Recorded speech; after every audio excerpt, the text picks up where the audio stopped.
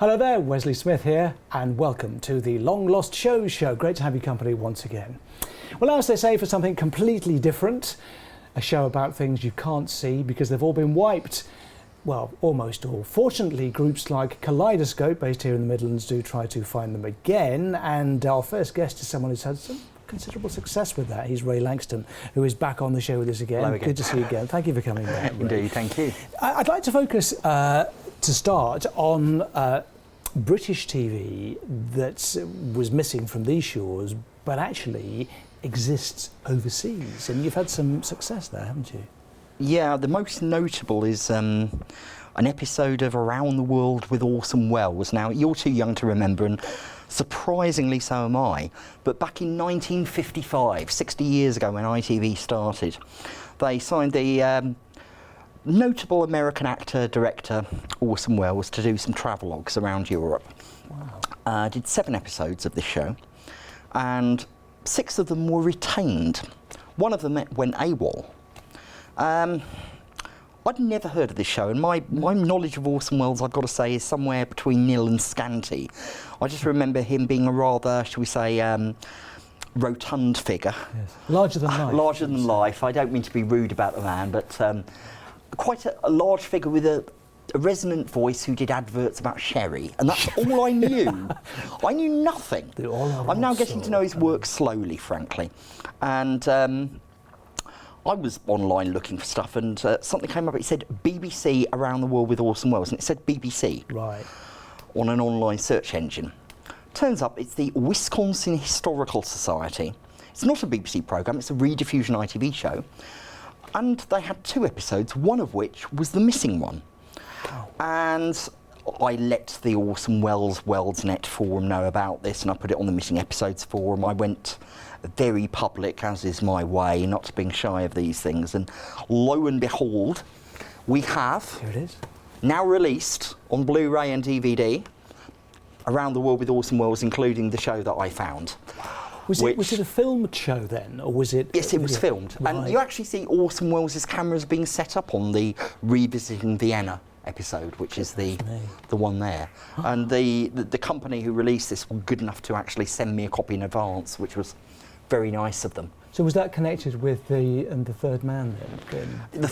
Well, yes. The alternative title of it is the Third Man Returns to Vienna. It's actually called Revisiting Vienna, but it's always been known as the Third Man Returns to Vienna. And What a treasure Orson, that is. it's a great episode. I won't spoil it for anybody who hasn't watched it. Just buy the DVD.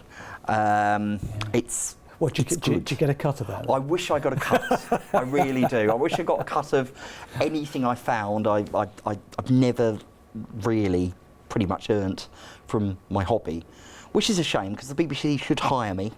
I'm telling you, BBC, if you're watching, hire me. No, seriously, hire me. I could find 300 hours minimum.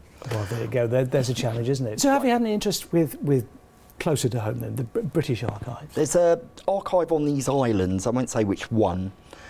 I found a show in a university in Scotland, without revealing what television company I was speaking to afterwards. And in the early days, I'd sometimes ring the broadcasters up and get in touch with the archiving people. And you have a mix of people who are very interested in what you found and people who couldn't give a monkey's elbow, I think is as polite as I can get.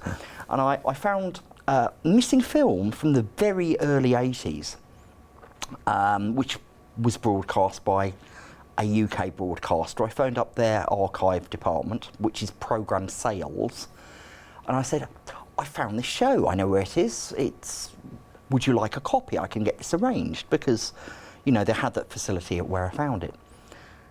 Oh, you can't buy the show? I've just looked it up in the database, we don't have it. No, you don't understand me. I found the show, would you like a copy?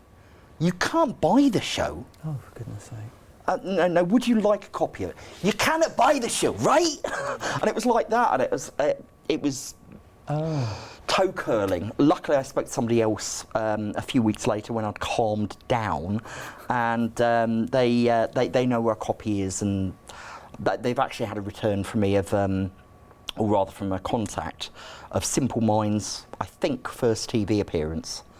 So So doesn't that show a kind of disconnect then, that there are some people who kind of just actually don't quite there's some people. get the whole... There's whole another concept. famous one you've And that's why reminded me things of. were wiped. A well-known independent television archive holder who now hold the rights to a well-known channel did this big thing about, we've been making good quality television for 40 years. And the big thing was a big budget programme that they put on air in 1968 when a lot of the franchise changed Yes. at ITV, and it was their first year. And they wiped the show. A very, I would say, slightly dusty copy of it is retained and was on YouTube.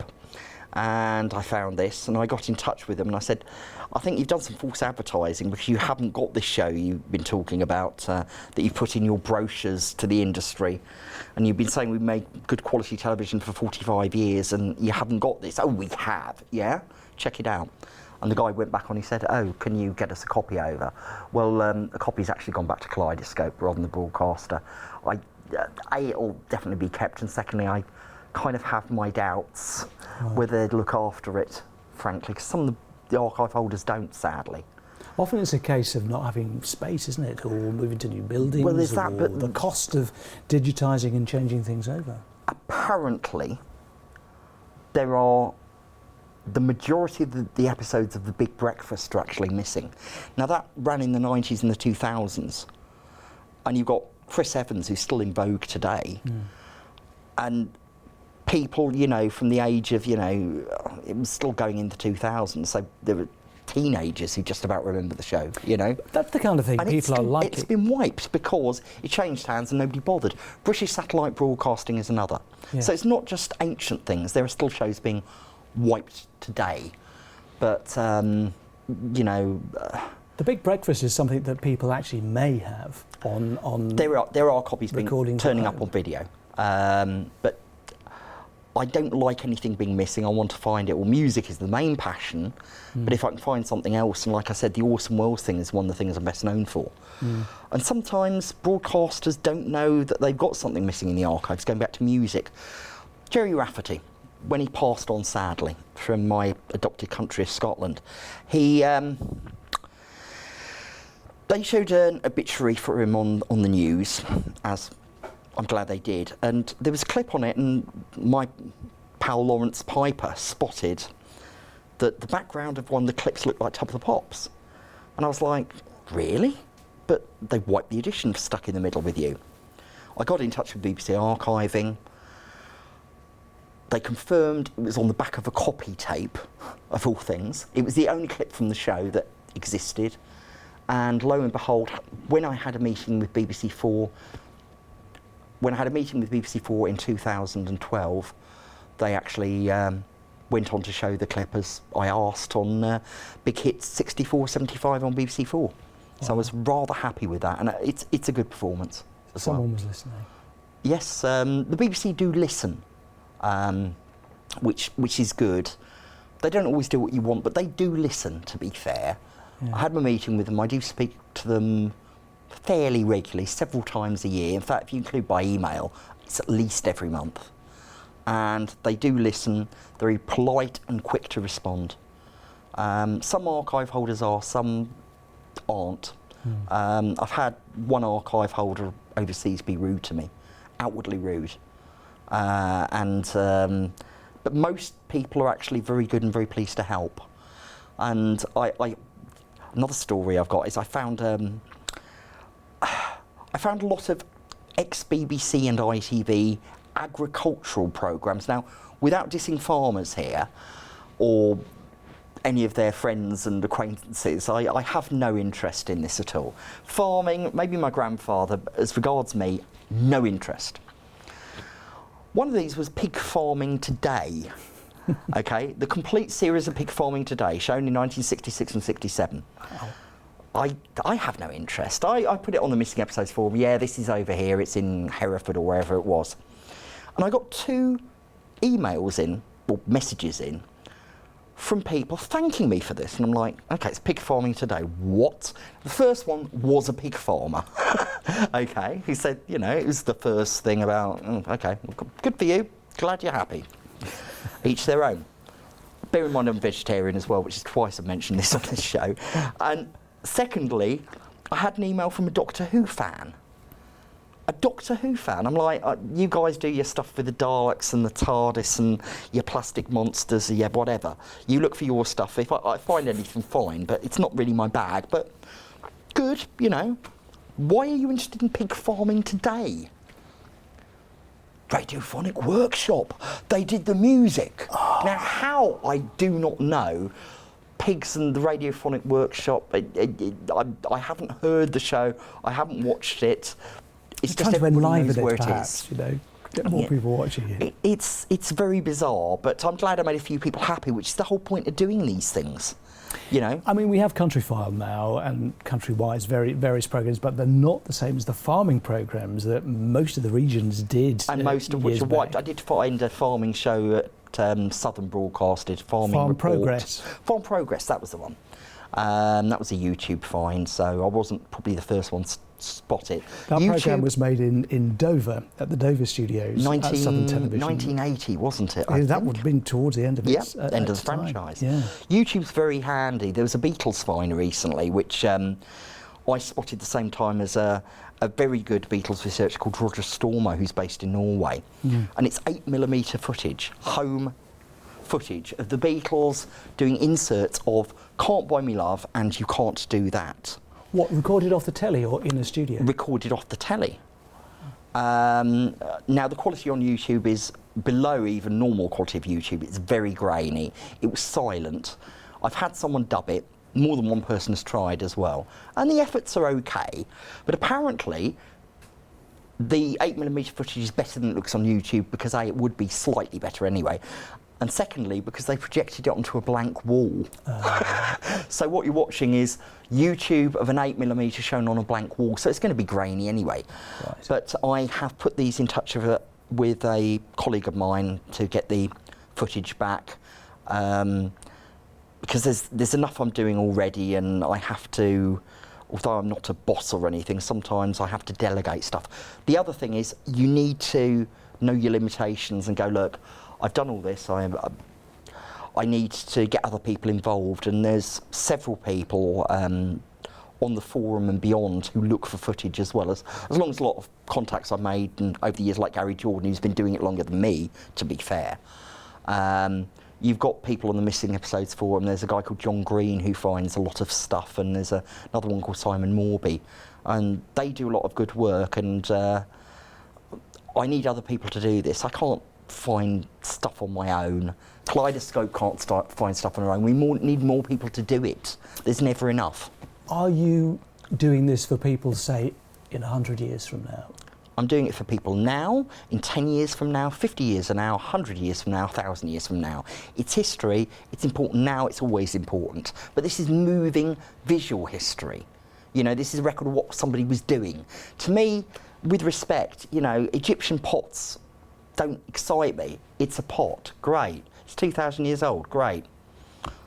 But if it was a programme made in the 60s that had been missing about Egyptian pots, you might like it. I can relate to it more, yeah? I probably wouldn't want to watch that, but, you know, if it's lost and it gets found, it's also pleasing people. There's that element of it. And it's also, I don't think I'm very good at anything, really, apart from this. For some reason, finding stuff on YouTube, which is basically pointing, going, look, it's over there, which is what I do, or in a foreign archive, look, it's over there. Can it lead you astray, YouTube? I mean, do you find that the same clips are maybe on once or twice, but yes, different things? It can do, but on an average, you know, 2 or 3 days looking, I will find something. You know, it may have no interest to me personally, something I wouldn't want to watch, but a lot of the time, it does have interest. Music has more, obviously, it has more interest, but I'd like to find more drama and comedy, to be honest with you. But I seem to find more music clips. Following that, it would be children's shows, of all things. A lot of wiped little bits of everything in between, you know. A lot of, you know, swap shops and Saturday picture shows and all the Saturday morning They all come TV. together. But you find other stuff as well. Sure. And Well, listen, you mentioned Gary a short time ago. When we come back after this break, we're going to have a nice chat with him as well. So don't go away. We're back right after this here on Big Centre TV.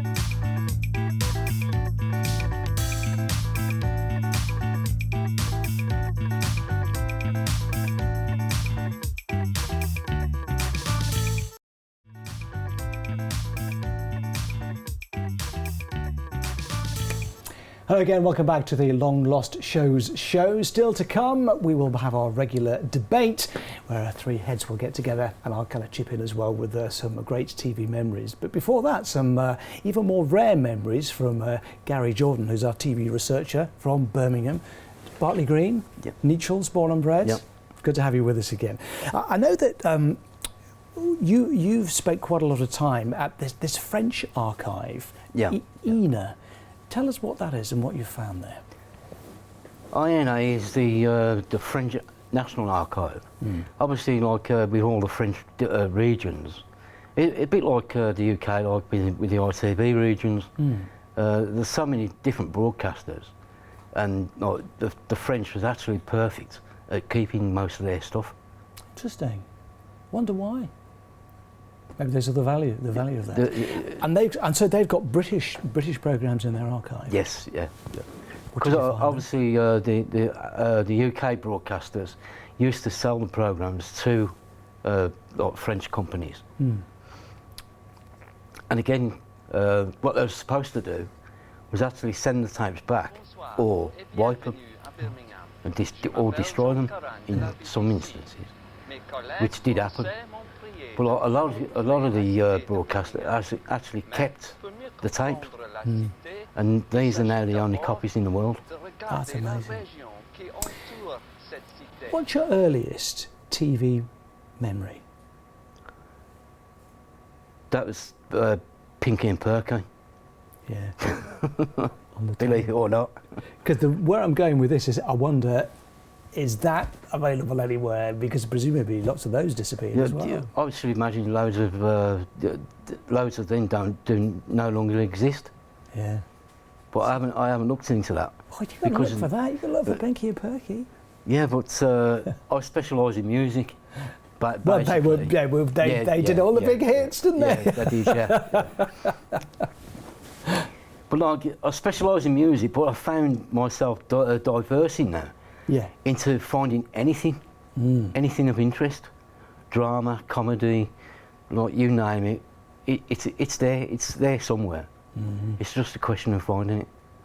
Now, you appeared on the telly yourself, didn't you? Yes, way back in 1971 What was that? on ATV Today. Our school choir, Cromwell Street in Nechells.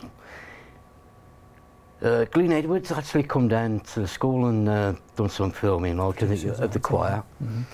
And then Christmas 1971, we was actually invited to do the Christmas edition of ATV Today, Brilliant.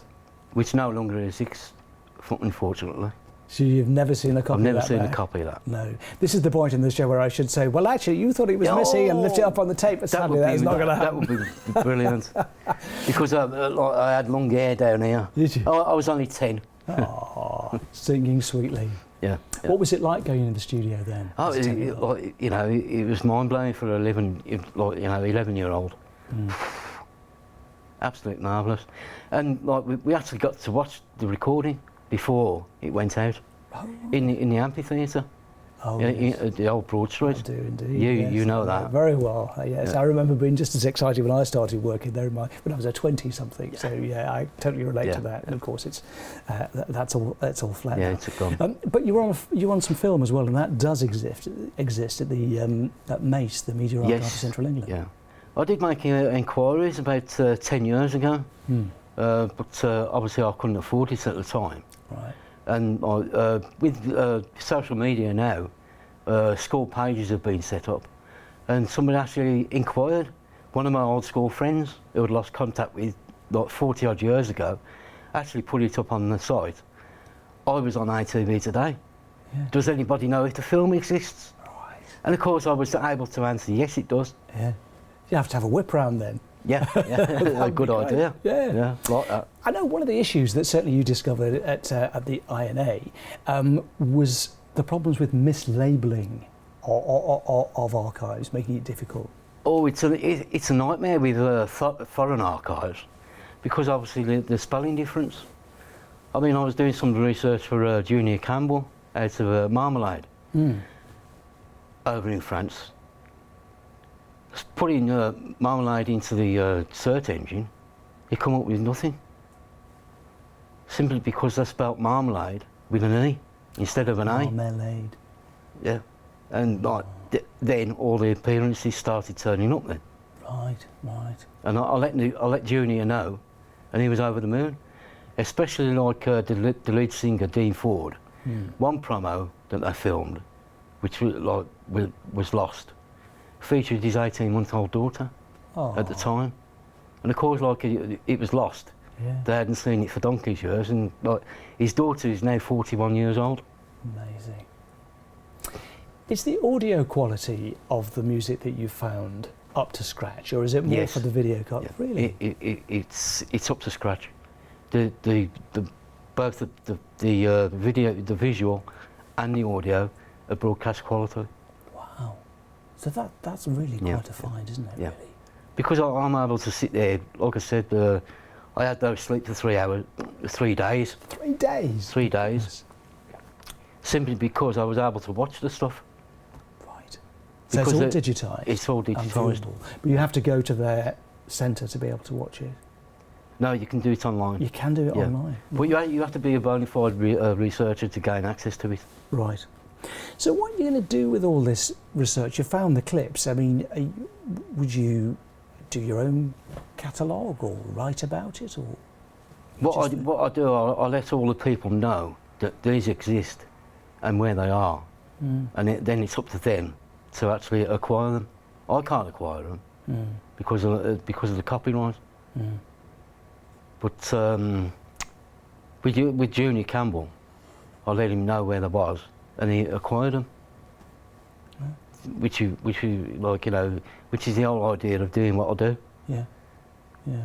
And like, you know, the performers, like, you know, even some of the actors who I found footage of didn't know that exists. Yeah. And they're over the moon when they get it back. Yeah. Because so much of TV was live anyway, live performances. Yeah. I guess people, before we had videos, people couldn't really look back at themselves very Yeah, much. precisely. Yeah. It'd be quite interesting learning thing to do to be Yeah. able to do that, isn't it? And like your previous guest, Ray, mentioned, it's our history. I want to see our history. You want to see it. The viewers maybe want to see it because they'll remember watching it at the time. And when you actually find something that's been missing, and you're able to watch it, it makes the hair stand up on the back of your neck, and it's a great feeling to say, I've found this, I've got to return it. But I've found with some of the UK archives, they're simply not interested in getting it back. Why is that, do you think? It could be money. It could be for a variety of reasons. Do you think it's perhaps an age thing, that if you weren't there, you're less keen to Possibly, kind of see yes, things back? because like the media now these days is is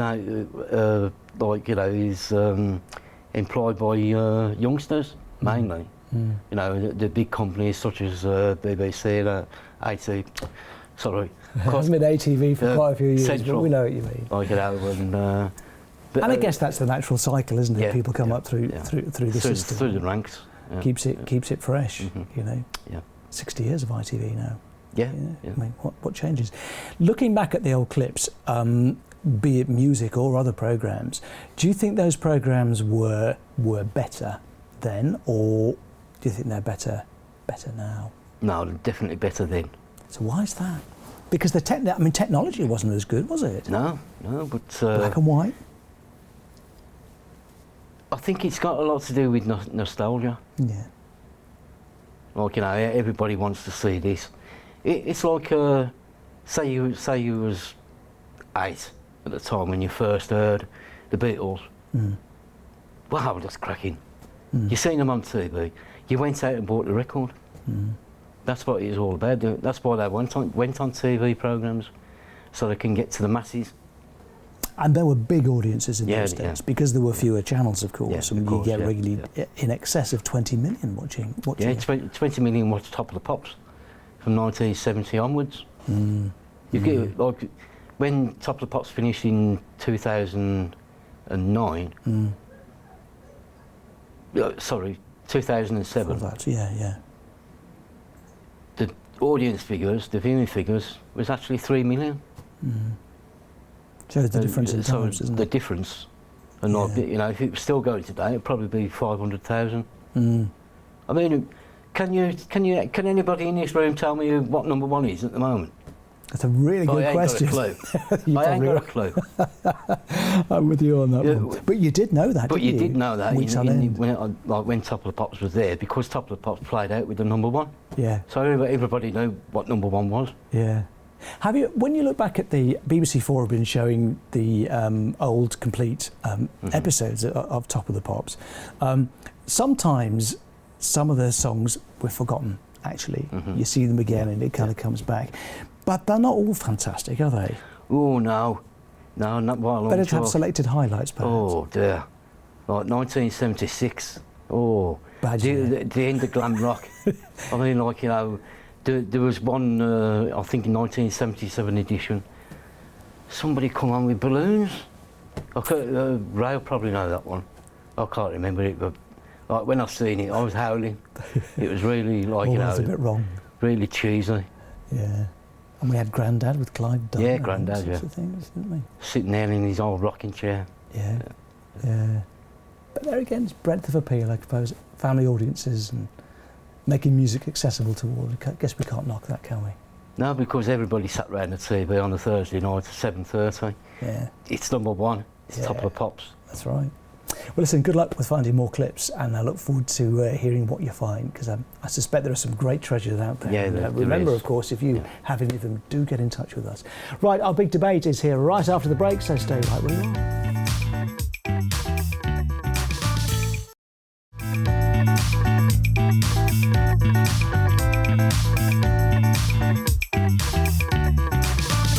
Again, welcome back to the Long Lost Shows show. I'm Wesley Smith, and with us, academic, TV historian and entertainer, and all three of them love telly. It's Robert, David and Richard. Thank you for coming back to see us. We're going to talk in a few minutes about the value of repeats, whether or not we're bothered with repeats. But first, as we've been talking music in this show, I'd like to just touch on a couple of shows that didn't really get mentioned in any great detail previously. One that springs to mind first, Supersonic. Who remembers that? I do. Supersonic loved it. Yeah.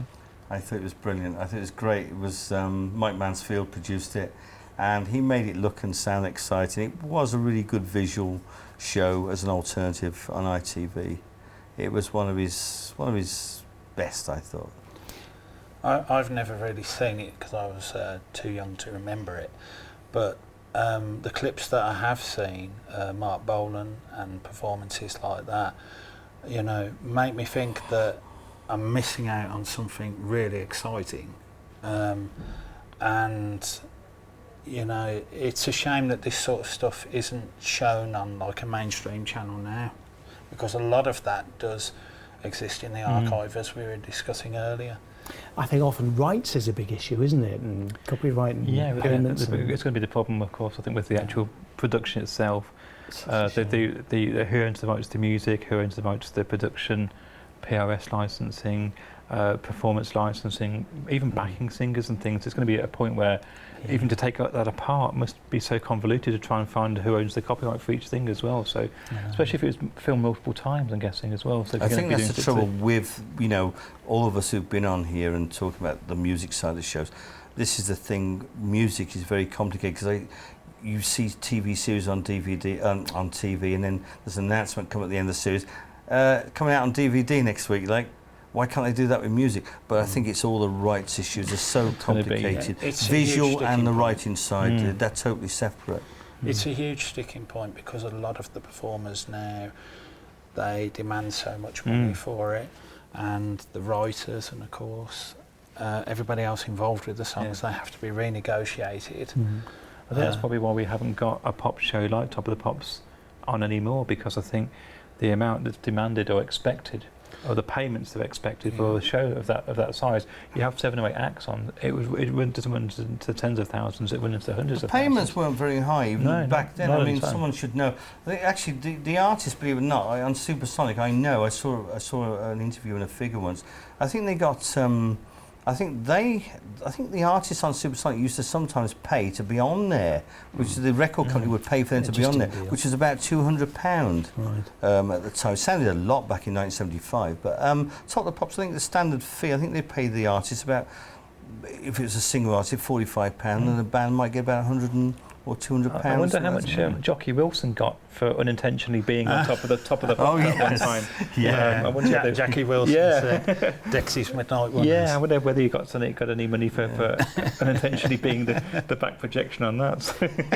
There were certain agreements years ago also that if technical staff were seen in vision on a programme, then the technician also had to be paid. Say you're a camera operator working with a particular ITV company, I know, you got what was called an in-vision payment. And so they were quite popular. So I think people on Tiswas was quite well. So that was why they used to try and sneak into shows so much. I was wondering, is that so? The actual, if you saw a cameraman or something, would they get? There was an in-vision payment agreement which came about. Yes, perhaps as a result of that. That I'm not quite sure about. But interesting about technical, because on Supersonic you saw Mike Mansfield in the production gallery. That was the way of linking the show. There was no kind of star presenter on that, and it was in the TV production gallery. So from someone who loved telly from an early age to actually see the control room like that and see the director waving his hand and the whole show that went with that. That was a whole extra dimension to that show, which made it worth watching from my point of After the view. rolling credits, the opening credits, rather, the camera used to pan straight in to the control room. That's right. And you'd see the 4 or 5 of them, cameras, 5, 6. And in fact, you said about the payments that, I don't know if they had an in-vision agreement on ITV, but the cameraman, many there would be there. They'd be everywhere, running out the way of the artists, because some of the artists just went crazy on there. And the cameramen would be pulling the equipment out the way, because they were big machines back then, and the wires and the cables, and yet, but it was classic show. And from one extreme perhaps to another, the Earl Grey Whistle Test, another show that was iconic. We haven't talked about that, and I guess it will brilliant show. And quite a lot of that isn't wiped, is it? That survives. I believe some of the early stuff is wiped, some of the early first series or so, but largely it survives. Most of it survives. There was a list printed not long ago in a well-known record magazine, and it's pretty much there. There's lots of stuff. They did issue a free DVD set, the best. That's right. I've got that. About 10 years ago, but there's a lot more in there. And luckily, when you do see repeats sometimes on BBC4, they do include ones again that have never been included anywhere else. But there's a lot of stuff in there. They've got a lot of them. Yeah, I think that there's a lot of stuff that they could still release. If they could get around the rights issues. I think that could be, like we said earlier, the major obstacle with that as well. It's interesting because I think to some extent the old Grey Whistle Test stands the test of time probably better than something like Top of the Pops, because Top of the Pops stuck rigidly to the charts. Whereas it was maybe the audience was different in some ways, because we've been talking about pop shows being the fact that it was popular music, and Whistle Test had pop music on it. But it had other things, it had different streams and different ways of thinking. And it was on at a different time, and maybe the audience, the demographic was different as well. So it was a late night film. It was something maybe that... There was no actual studio audience for the Earl Grey Whistle Test. It was very sanitised. It was filmed, and some of the bands that came in from America loved it. They said, there's 2 guys in white coats, the cameramen, they're all... yes. And they always used to visit the BBC bar. But Pete Townsend gave a wonderful story about the Earl Grey Whistle Test with the Musicians' Union, because the Who went on there once and they did a couple of songs, and the Who were a really loud, massive band, but the backing tracks had to be re-recorded with just a live vocal from Roger Daltrey. And Pete Townsend said once that they went in, followed by the Musicians Union guy. They got him a bit drunk and left him outside the room, and they're in there playing along to a completely different track.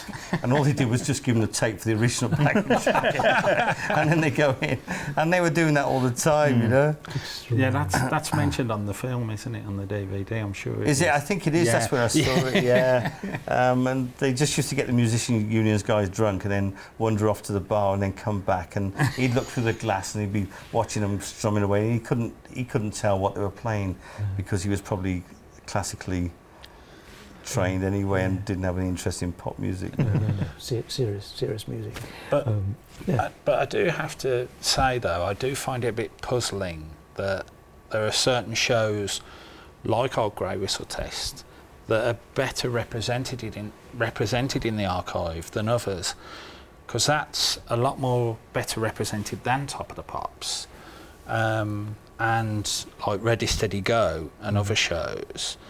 And the thing about the Old Grey Whistle Test was that it appealed to a different genre of music than those shows. So I'm wondering, was it more of a connoisseur show? Do you think Yeah. it was more Students as well. Yeah, It it was was mainly people that a lot of could go- students used to watch it.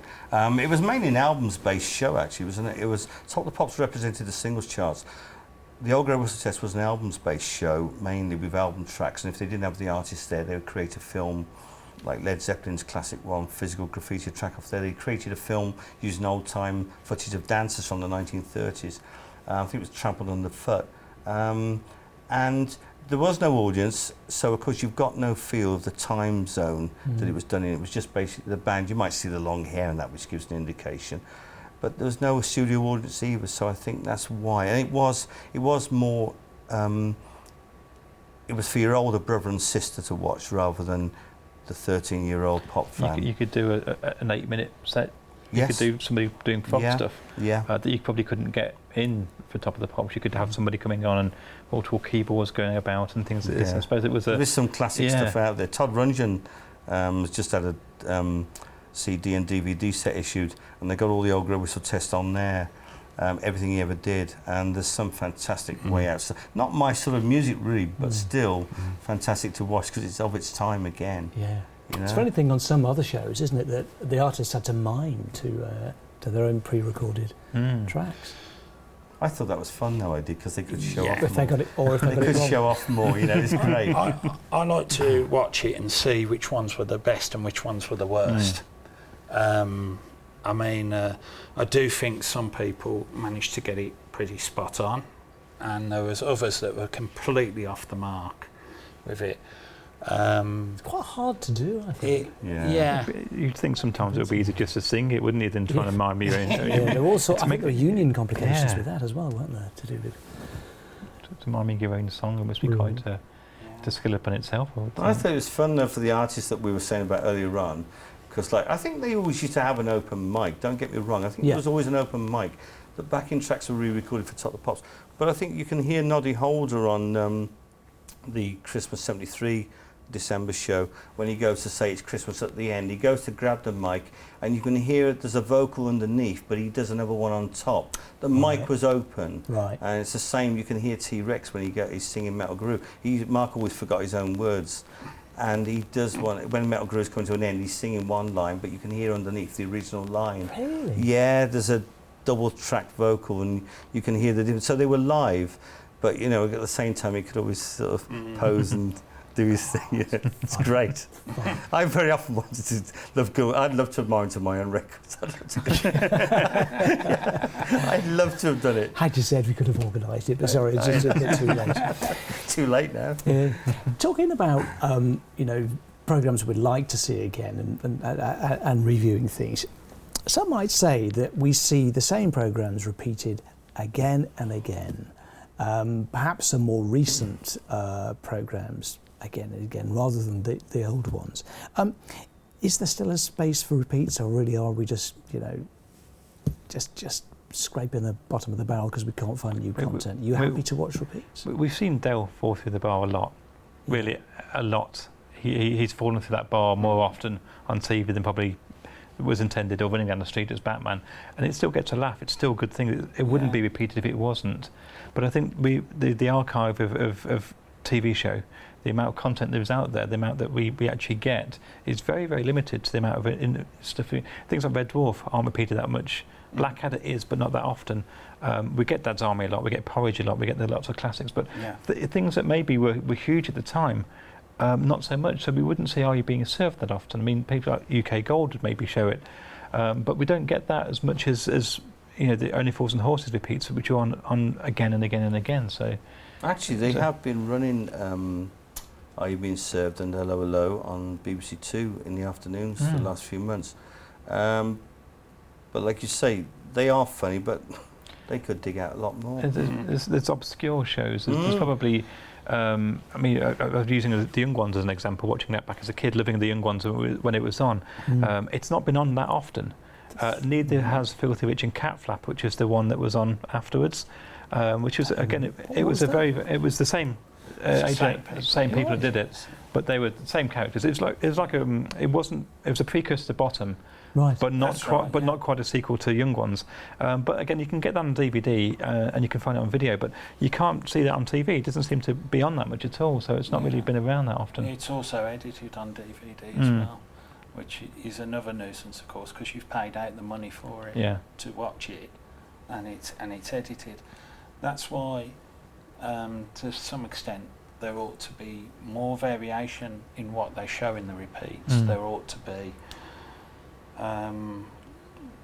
not so much more repeats of recent shows, but more repeats of what's available in the archive.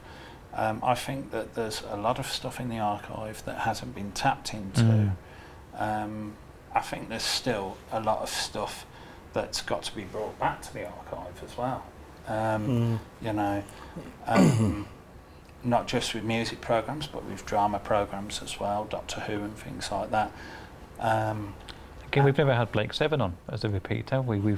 Not in recent years, anyway. We've had Doctor Who. Completely. Yeah, we could sit that from the beginning of Blake Seven. But Yeah, I was surprised to see recently they've been showing Doctor at Large again, the comedy from the 70s, and it's on ITV3 in the afternoons. It's on the buses and things. The same on the buses. Yeah, I mean, that's a regular. That's been for long. We all love on the buses Really still. That is still hugely entertaining. But Doctor at Large surprised me because I remember it in the dim and distant, but maybe it is more classic than I realised, but it doesn't jump out at me as being a show. No. But it's there, and so someone has obviously gone into the archive and thought, we'll have that out. That's easy to show. When I think it was UK Gold first started, which I didn't have at the time, they actually ran a lot of archive pop shows like Supersonic, going back to the music side. But they actually ran a lot of classic archive music shows as well. That one included. Yeah, and they also showed things like the Mark shows, Arrows, the other band from the time, and Shang-a-Lang by the Basic Rollers. that channel was absolutely superb. Yeah, when it what first happened started. to it then? Because I didn't. It just turned itself into a comedy channel, and it's ruined it. It's just ruined it. It's just concentrating just on the archive comedy now. When they had the music on there and the variety on there, it was a far better channel. It was when we moved, probably in the late 90s, early 2000s, and things like On Digital appeared, and they had things like the Granada channels and the Granada Man and Motors and things, and they had like Wheel Tappers and Chunters clubs, which is because I was a little bit too young for that one. But you're watching it's aged very badly, but it was taste, but it was very, very unique to see. But it was, it was. There's a girl comes on. I couldn't believe it. I got the DVDs of it. There's a girl comes on with just tassels on, where, swinging herself around and. Hang on, this is Sunday. I think it went out on Sunday nights, did it? Did about 10 o'clock. Yeah. Yeah. But I mean, that was all those kind of shows were shown on Granada when they Did they show all those as well? It was, I mean, the bits I remember seeing and thinking it was wow, this is probably 30, 35 years old at the time. Obviously, the generation jump of what you're seeing is like, wow. But of course, we're talking about this on one of the other shows. But people were smoking, people drinking and smoking on TV. We don't do that anymore. We don't see people in a social environment. We don't see people in the club doing that. It was club entertainment on TV. I mean, okay, that's historically interesting, but do we need to have the whole series shown again and watch it week after week? No, but it's nice to have the ability to be able to see it somewhere we know it exists. If the person wishes to see it, Yeah. it's nice to have the ability to do so. You know, But it has to bring in the audiences, doesn't That's it? it. It has to There's pay. a bit of commercial value to it. In fact, that's just because I was talking to someone yesterday. I mentioned about ITV tried their hand at doing like a Top the Pops 2 with the Pop Gold on ITV, and apparently it wasn't successful. The show that went out recently, and there was a delay. I think it was meant to be 8 or 10 shows. I can't remember the number, but show 8 or 10, whatever it was, eventually went out. A few months later, they put it out. Was it like compilations? Compilation, brilliant clips on there, absolutely brilliant. I think it might have been, I believe, Andy Kershaw's, who was the host, and I think that put a lot of people off. You didn't see him physically, but I think a lot of people complained about him. The advertisers were saying it wasn't working either. So I don't think people. You've got to be careful when you ask about archive. You know, again, it's this age thing. Yeah, I'll sit and watch it. But you can't expect someone 20 years old to take an interest. Oh my God, there's Elton John from 1973. You know, I was there recording it. But it's not going to appeal across the board, and the average person has got YouTube anyway, which I don't like, but I'd rather watch it on TV. but surely if it is only to appeal to a niche market, that could be where something like an on-demand service could work. If it's there, it will sit gathering dust. It has no purpose apart from to be shown.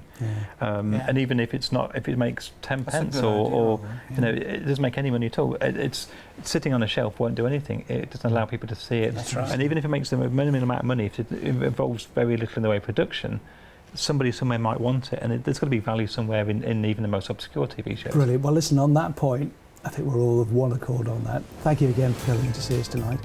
Join us again very soon for another show. Bye. Oh, that was